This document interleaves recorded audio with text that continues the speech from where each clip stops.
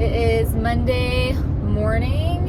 It is almost the middle of May, and typically this is the busiest time of the year for me. And in real estate, springtime, more people sell their houses, and in the past, it has been my busiest time of the year in real estate. So I've been in real estate since 2020, and we have transitioned from a seller's market into a buyer's market, and it has been painfully slow, a lot slower than when I started in real estate.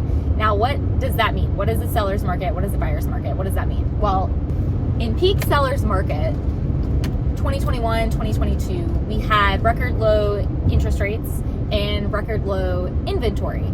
So in Hamilton County, at its peak seller's market, we had less than 600 homes on the MLS.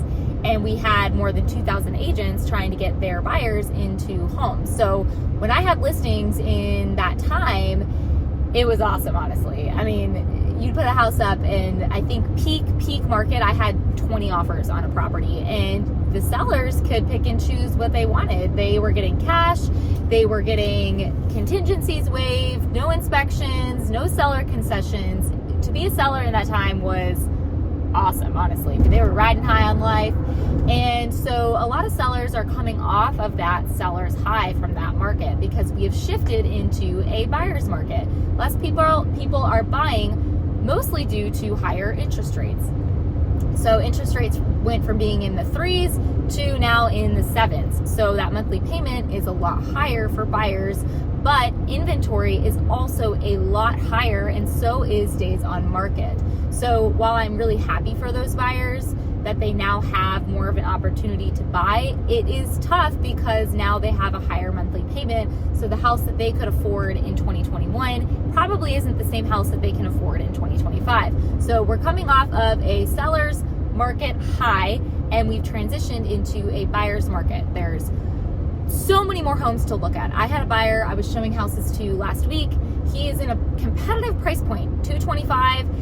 That is a competitive price point still. There's just not a lot of inventory that is viable. A lot of the homes we were touring, specifically on the Tennessee side, were a little bit dilapidated, under $200,000, and needed some work. Some of them didn't necessarily qualify for the loan that he has, but he could look at we looked at dozens of houses, and they all were within his price range, in the zip codes that he wanted, in his search criteria. He did not have to settle. We were able to look, he could be picky, and he found something that he liked, and we ended up going under contract. They didn't have any other offers, but in that price point, I did see a couple that did have multiple offers, just because under $250,000 is pretty competitive here still. But versus back in 2021, if I had a buyer in that price point, they had nothing to look at. And so it was frustrating when you were working with buyers in that time. So we've settled into what I think is a healthier market. However, because of higher interest rates, it is slow. I saw a big slowdown in September of 2024. I had nothing move. No listings moved. I didn't have any buyers go under contract. That was the first time since getting in real estate in 2020 that had ever happened to me. And to be honest, I was spoiled. I had leads just coming in really easily. I didn't have to work for them. Anytime I put up a listing, it went. So I had things moving the whole time. And so I was spoiled because I didn't have to work for it. And now that we've transitioned into a buyer's market, a slower market, things are still moving. People will always need to buy and sell their houses, but it's a lot slower. I'm having to work significantly harder than I ever have had to in real estate. And so there's 3 things that I'm really focusing on right now to better my business and better prepare myself for the next time this happens, because the real estate market fluctuates. It's going to come back up, and then it's going to dip back down. And so I need to be better prepared for the next time the market isn't at its best. So the first thing that I'm focusing on is consistency. Showing up consistently for my business and building a better and stronger foundation so that the next time the market does slow down, that lead generation doesn't slow down with it. So that means I'm actually redoing from scratch my CRM. I'm redoing my CRM. I'm building my website again myself. Now, these are things in the past when I had better revenue coming in that I could afford to hire out. But I never learned how to do them myself. And so what I want to do is learn the processes involved in building a CRM from scratch, making sure everything is connected, automating things where they can be automated so that I don't have to hire somebody and put them in a position and doing things that aren't necessarily needed.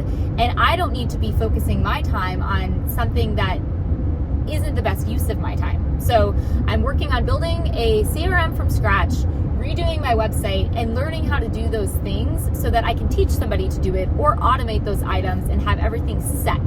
I'm also working on building SEO through my website and filming and doing better content. That's all related, because my goal as a real estate broker and owner is growth. I want to bring on agents, but I want to be prepared.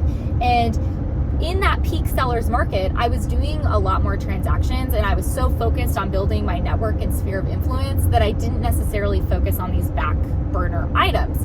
I hired them out, or I kind of said, hey, I'll get to it when I have time. Well, now I have time.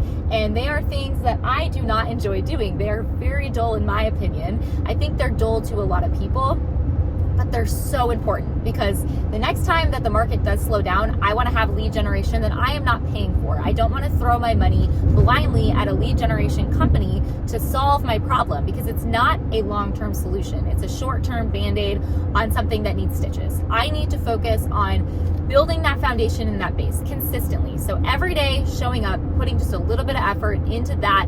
And I think that over time, I will see a payoff in that. It's hard to show up consistently and do that because it doesn't bring immediate gratification. It's that delayed gratification that my 6-year-old, I got to take a lesson from her. She will wait to wear her favorite pajamas until the weekend because she wants to be able to wear them longer and lounge around in them on the weekend when we don't have to be places. During the week, she has to get up and get dressed for school. So she waits. She's the queen of delayed gratification. I'm very impressed. She did not get that from my side of the gene pool. I think that is my husband, but she will wait and wear those pajamas on the weekend specifically. She is great at delayed gratification, and I'm going to take that lesson from my 6-year-old and apply it to my business. This work that I'm doing on the foundation and base of my business to build better systems, automations, SEO, build a better website, all of that is going to better my business over time. So that's number 1, is consistency. Number 2 is minimalism and minimizing. I really for the past couple years have focused heavily on building my network, which is great, but I've given about 25% of my bandwidth to other things that is not my brokerage. Since it's slow, I can no longer do that.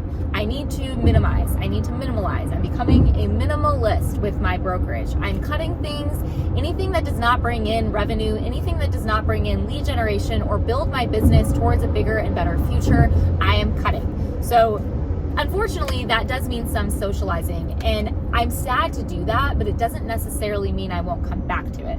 I need to do this. Just to focus on my brokerage and building it to what I want to do means sacrificing some things that I thoroughly enjoy, but I need to cut back, make cuts. We actually did this with our construction company back when we foresaw the market changing, and so now's the time that I'm going to be doing that for my brokerage. I've really cut back on spending with the brokerage and anything that just doesn't make sense. So part of that goes back to me building these systems and the website myself. I need to learn to do these things so that I can teach somebody. I really don't want to be throwing money blindly at anything. So that is number 2, is minimalism. Okay, number 3 is give yourself some grace.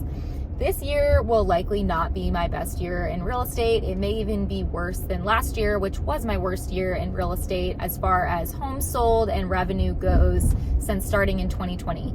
I expected that because I did have a baby in 2024, but even still, I do expect this year to not be as good as last year. Businesses across the board are feeling the effects of the economy. They're feeling the effects of people spending less. Whether we're in a recession or we're about to be in one, people are certainly spending less. So you may have a slower year in business. I certainly am foreseeing that because we're almost halfway through the year and it has been significantly slow.